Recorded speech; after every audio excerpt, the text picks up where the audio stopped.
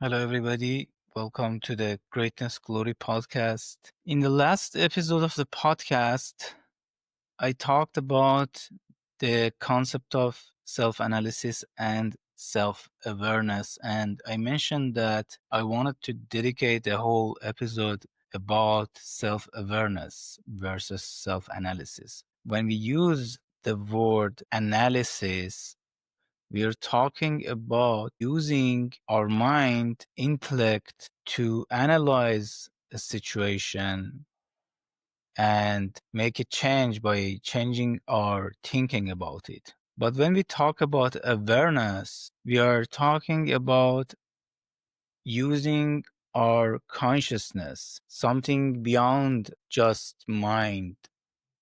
And to get there, I need to start with explaining what consciousness or awareness is. Let's start by saying, just like we mentioned also this in the episode about AI and consciousness, majority of us have never exercised or used our awareness. And what is awareness? To put it very simply, if right now I tell you, do you know the name of tallest mountain in the US? You would refer to your memory. Maybe you compare two different options and you give an answer. This is using your intellectual capability and memory. But if I tell you at this moment, pay attention to your right palm or your right feet, or become aware of the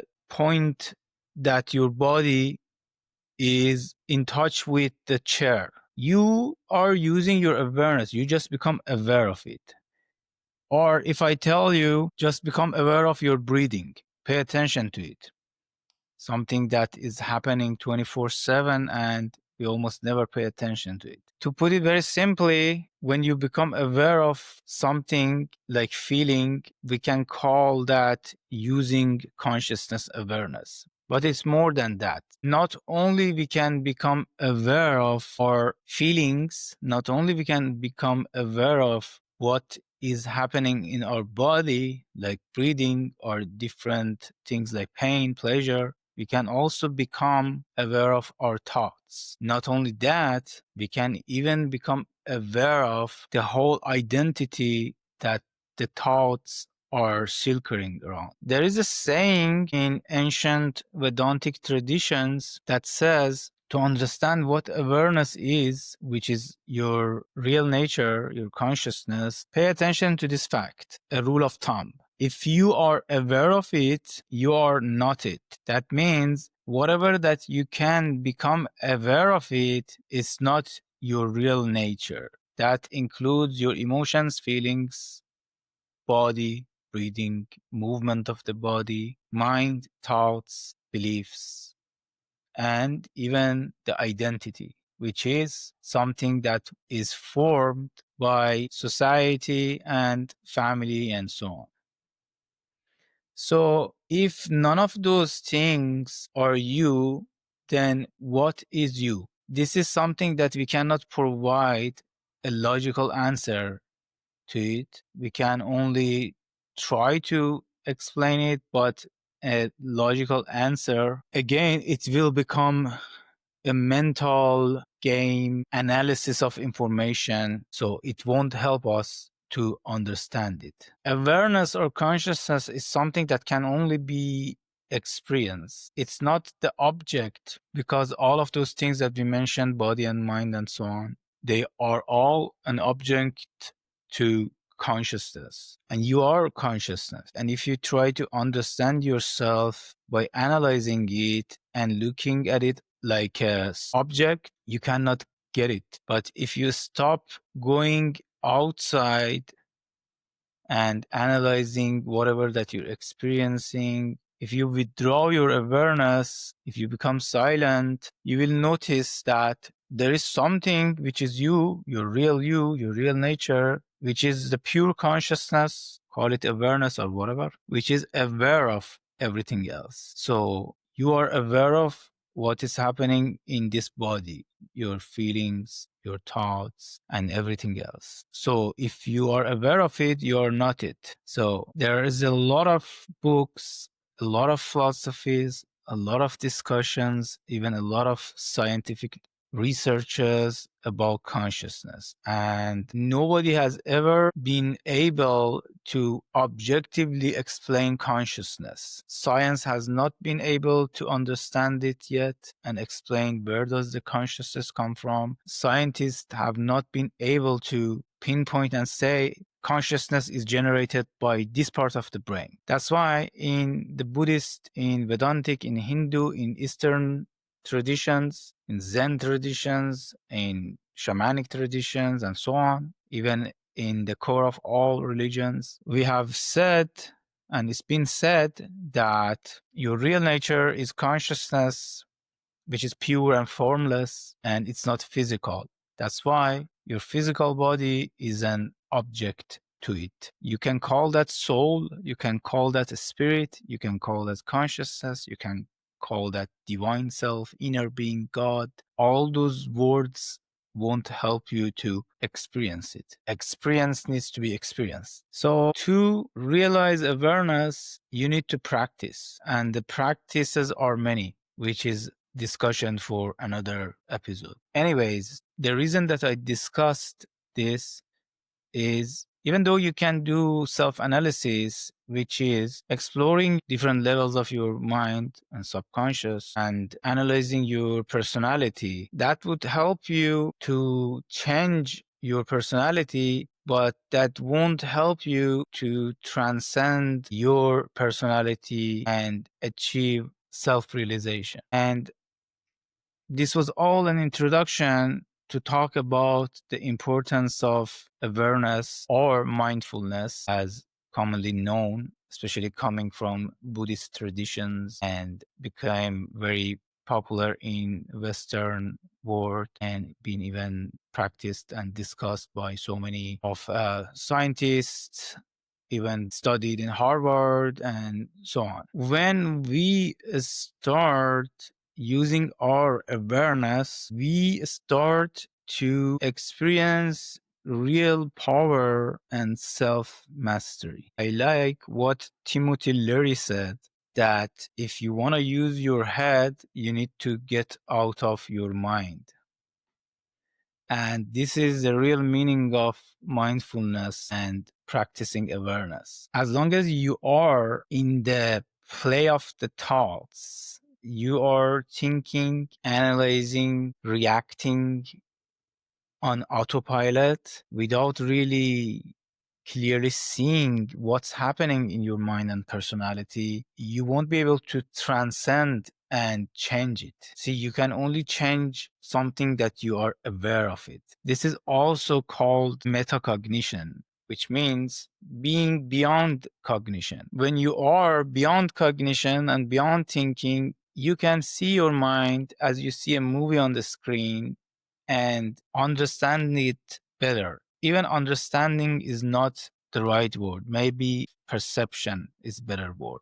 So here's the thing. If you are invested in the thinking process and you go up and down with the thoughts, you are not really thinking efficiently. Only when you see your mind and your thinking process as an object and you are beyond it, you can efficiently use your mind.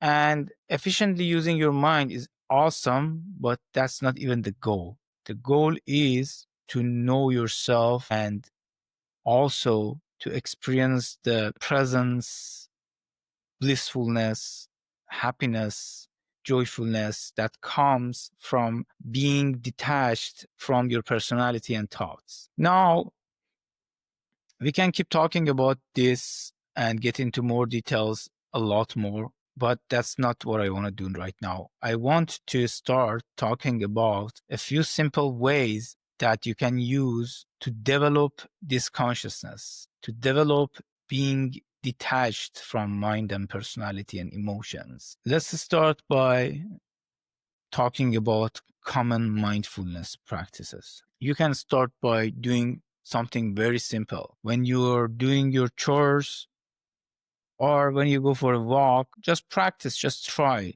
It's not going to happen overnight, but just practice becoming fully aware and present and noticing what's happening in your body, the way that your body is moving, all the emotions and thoughts that are changing very fast. One thought comes, another thought takes its place. In an emotion change to another emotion. In the beginning, it might be very difficult for some people. It might take some time, maybe a few months of practice to really experience it. But when you practice it, you gradually start to understand or experience yourself as this awareness, which is beyond the body, mind, emotions. And this doesn't mean that after 3 months of practice, you become self realized, and I hope that you will. But it means that if you have lived with 5% mindfulness till this stage of your life, maybe in next 3 months, you can increase it to 6%. And that 1% is very valuable because probably majority of people don't even increase that 1% in their whole life. If you go to Zen traditions, for example, you see the monks or practitioners, they almost dedicate their whole daily life to increasing this mindfulness, doing everything with mindfulness. Let's say doing gardening with mindfulness, becoming fully present. There is a bliss in doing things with absolute mindfulness. And again, I say that it's not easy to develop it and it won't happen overnight, but you can practice it. And as you practice, you develop consciousness. Not only you become more joyful, but you can become more wise, more perceptive of more things, and become more free. Above all, become more free and become less invested in the thoughts and emotions and be played with them instead of being drowned in the thoughts and emotions and the games that they play and those interactions. You can become a master of them, more free of them, and you can start experiencing and seeing things in the world, in your life, opportunities, thinking outside the box, as the saying goes. And those stuff, you can start developing them only because you realize now that by becoming detached from the thinking process that is going on nonstop and watching it from outside, even though it looks like you're doing nothing by doing that, as a matter of fact, that is the most effective thing in the whole universe that you can do. Just being conscious. The whole path to self realization and evolution and achieving a higher level of knowledge and all the great spiritual things, metaphysical things, whatever. The whole path is the path of becoming more conscious. When you are fully conscious, you're free. All the suffering happens because we lose consciousness. We act, think, talk compulsive, and compulsively thinking and acting leads to bondage, both in material terms and in spiritual terms. But being conscious and detached from what's happening in the body and mind brings light into them, brings healing into them, brings freedom into them. You start elevating yourself. So let's go over the techniques. One technique that I love is just very simple walking consciously. Maybe you can dedicate a few minutes a day in the evening, in the morning, whatever, to go for a walk, take a mindful walk without using your phone or being distracted or talking to somebody. And as you're walking, bring your awareness to the movement of your feet. Take every step consciously. take every step with full awareness. If you do this, you will start experiencing a shift that is not explainable. Only you can understand it, experience it for yourself.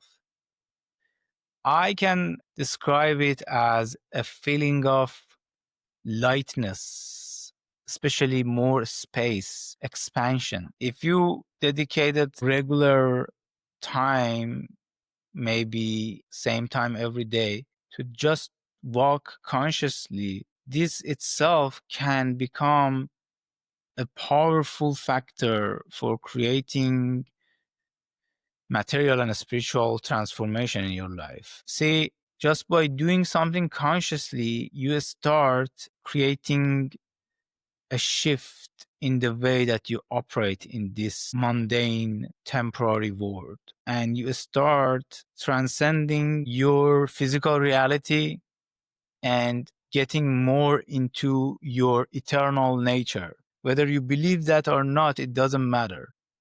The thing that matters is that you will reap the results here and now, and you will love it. There is no feeling or experience higher than that feeling of expansion and transcendence. So let's go for a walk, take each step consciously, breathe into it, take conscious breaths while you're walking. Pay attention to the feelings that you have in your body. Pay attention to the wind consciously. Pay attention to the smells of flowers or whatever that's going on. And maybe it's not a smell of the flower, maybe it's a smell of dog shit somewhere. But as long as you're just aware of it and you're not reacting to it, you're being conscious, you're practicing consciousness. To put it simply, just walk. That's it.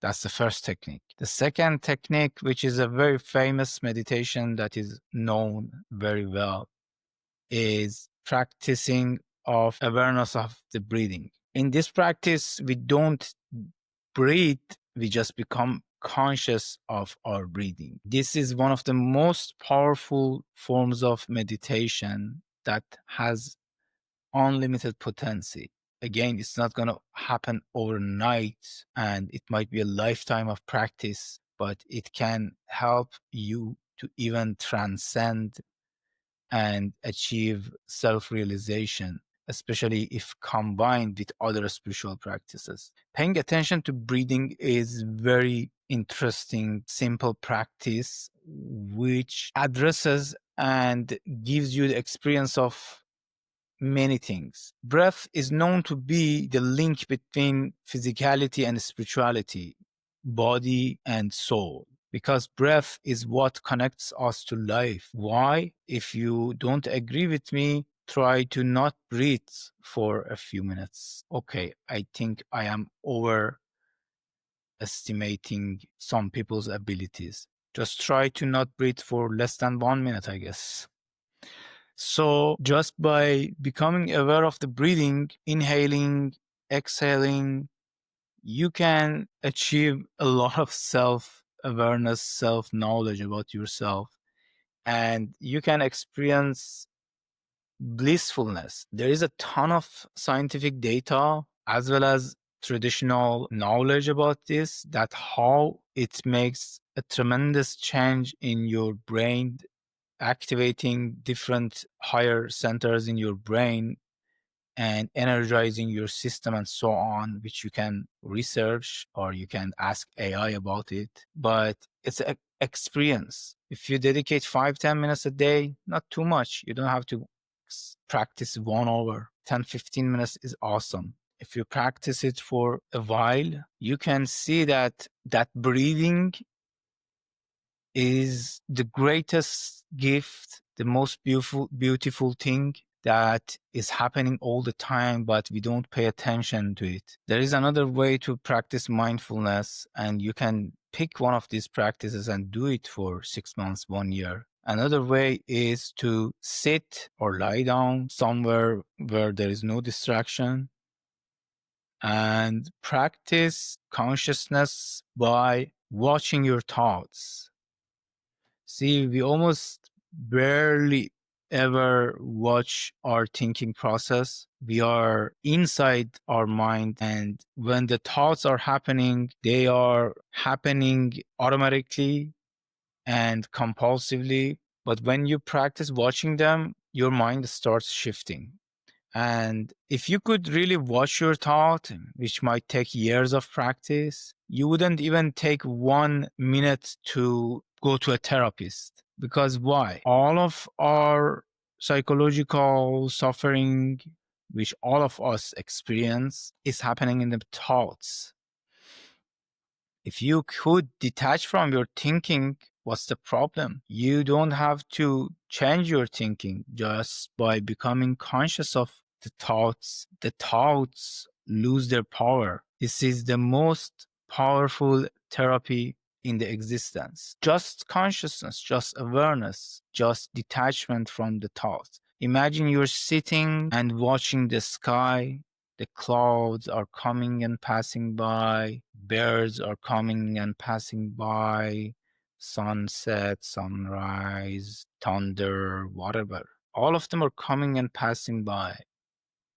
And you are an observer to all that's happening, and they're not affecting you. You're just aware of them. They're coming and going. They're coming and going. That's all that happens in this human life. That's all that happens. Our thoughts are coming and going and coming and going. Everything keeps changing. But if we allow the thoughts and emotions to determine our state of being and emotions and feeling, then we can never be free or transcend the limitations of mind. Just like Timothy Leary said again, in order to use your head, you need to get out of your mind. It's a very, very beautiful quote. So consciousness, mindfulness, awareness means becoming detached from what's happening in the body or becoming absolutely conscious of it without being invested in it, without letting what's happening in the body to affect you. Consciousness, mindfulness, awareness means being absolutely conscious of your emotions and feelings and just watching them like an observer, being neutral about it. And the same thing applies to the thoughts or breathing. And when you practice just sitting like a Buddha statue in silence, in stillness, and just be an observer without expecting anything, without fighting anything, without even a desire to experience that, just becoming fully conscious, aware, all you need to do. And you don't even need to do it. You don't even have to do it. You shouldn't even use this technique as a means of, like, I need to accomplish something, because then it's counterintuitive. Just like I said in the beginning, at this moment, just become aware of your feet. Now become aware of your palm. Now become aware of your top of your head. You just do it. Awareness is just something that is. You don't even need to get help of anything to do it. It just takes practice. Why? Because all our lives we have been programmed and lived compulsively and learned to just react to everything. But if you become a pure observer, then you can start experiencing freedom and transcendence. And believe me, there is unlimited reward. The more you practice consciousness, being a pure observer, the more blessing and reward comes to you. Even saying it comes to you is wrong. You just start discovering what's already within you as a pure consciousness, as a being. And as a final note, I know some of these things might sound strange to some people, and it's hard to explain all of these things in a 30 minutes podcast, but just give it a try for a few months. Take one of these techniques, just walking or becoming aware of your breathing or whatever. Just practice it for a few months. And you don't need any book or teacher to explain to you why this is a good practice. You just do it and experience it, and that's all. So in the last episode, we talked about using our mind and analyzing what's going on in our lives. And that could be a good first step to self-awareness, self-realization. And then this is even more important because, again, you need to be out of your mind. You need to become less attached to your mind to think clearly. So when you practice mindfulness, your thinking even becomes more refined. I wanted to talk about this concept for a while. I'm glad that I could do it in this episode. So this opens the path for exploring more aspects of personal development and spiritual progress, ascension, whatever you want to call it. Thank you so much for listening. God bless you, and see you next time.